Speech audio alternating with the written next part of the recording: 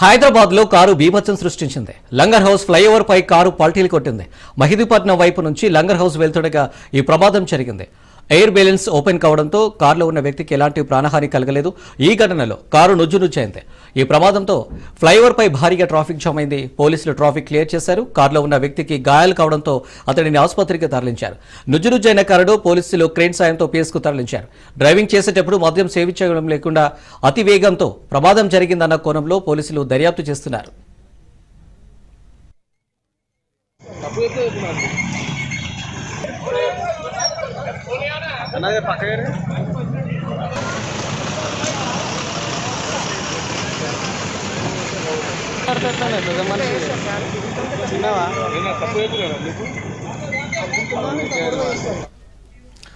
హైదరాబాద్ లో కారు బీభత్సం సృష్టించింది. లంగర్ హౌస్ ఫ్లైఓవర్ పై కారు పల్టీలు కొట్టింది.